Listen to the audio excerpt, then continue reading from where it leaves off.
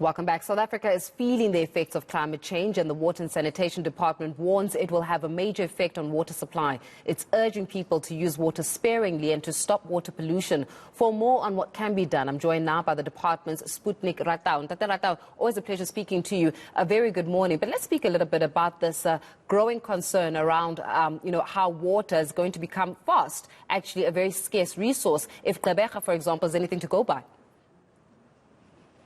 Yes, good morning, and thank you for the opportunity. It is correct that we are in a situation where, unless we take drastic measures and very, very urgently, we are going to continue seeing a reduction in water availability, as we know right now.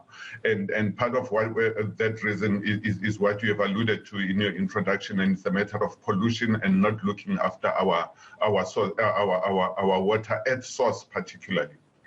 Yeah, I mean, you're speaking here about not being able to look after our water. I wonder just how much education is going in around the effects of water pollution. And it happens quite in ways that, for example, people might not even pay mind to, that hold on a second, by being able to throw something into the the water, this is going to be the effects. How much education is actually going around in being able to give communities some kind of inkling as to the effects of water pollution? You know, the fact of the matter is that it is not enough. That campaign, that awareness, that education is something that we have to live with, because these are the small things that actually add up to a very major issue that comes out. If you look at, for instance, examples of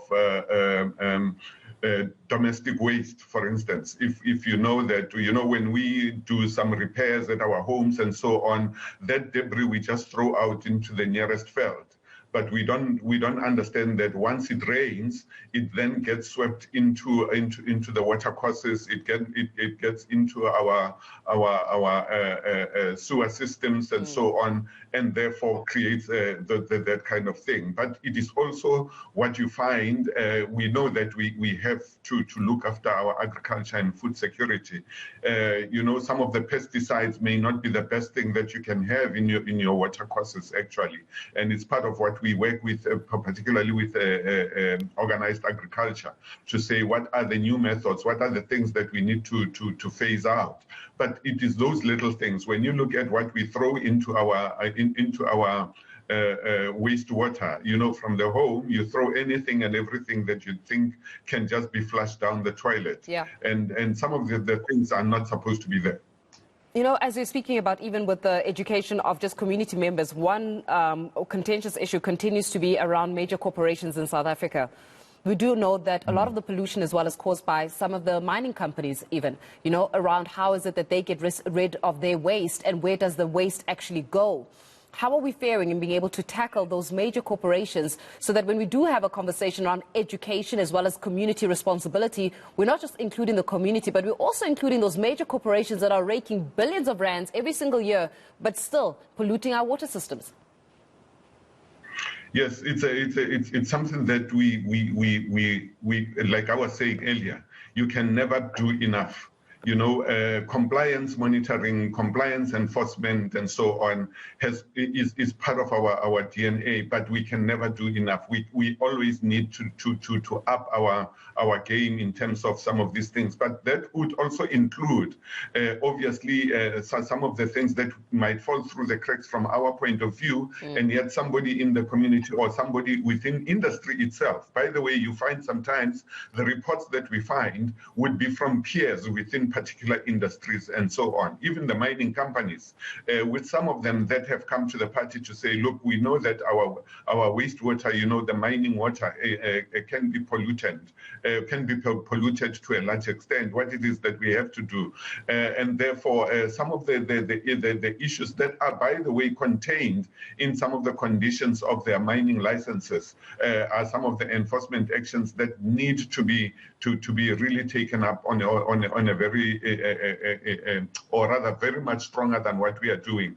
But we also see that, you know, with assistance from some of the partners, for instance, where the Deputy Minister Mashele was speaking the other day with the World Wildlife Fund, that have got the Journey of Water campaign, that is very, very much within, you know, all of the people that could be in the ultimate polluters. Those kind of campaigns are also very helpful.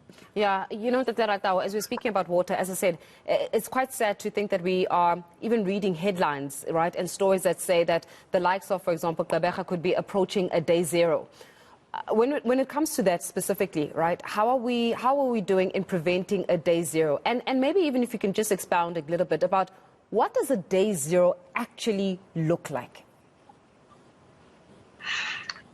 And maybe to come it helps to bring that into perspective, in the sense that from a technical point of view, we normally would not use the day zero, but day zero has been very helpful in raising, you know, the kind of awareness that might not be able to have been there. In terms of what it actually means is that we mean when there is absolutely no water that can be able to come out of a tap, where the system has failed completely. And that is what we would call, in layman's terms, a day zero. But where we are, and incidentally, it just so happens that Minister Mkhunu and Deputy Minister Mashele were in Gqeberha on Friday, and Minister was still in Gqeberha yesterday, on Saturday, basically to bring the ultimate issues together that would assist us to be able to help the issue, the matter in Gqeberha. Part of what we need to do is to make the people of the area to understand that reduction of water demand is the first win that we can ever have. And if we are able to, not just domestic, by the way, but we also mean industry and everyone else that is in there. We're also looking at the fact that if we can be able to reduce the water losses through the reticulation pipelines, a lot of water, that is above 30% of potable water, that can be saved.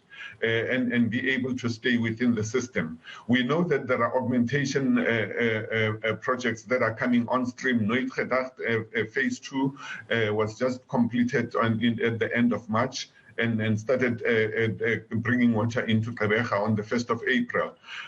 But we also know that part of in the long term, which is not very helpful for now, is that you know, the relief that would be coming from Garib Dam, which is in the Free State, our biggest dam in the country, that continues to have quite sufficient water to be able to supply even the area of Gqeberha, is part of what we are looking at. But like we are saying, the quick wins are what we can be able to do immediately. Reduce water demand. For instance, we have agreed with the municipality that from 280 megaliters per day, they would have to come down to 230 megaliters per day with immediate effect, by the way. And therefore, that is part of what we are doing. We're going to have to leave it there. From the Water and Sanitation Department, thank you very much for that insight. Talking about how is it that we can best preserve our water. As you can see, in various parts of the country, including Gqeberha, are fast approaching what they call day zero.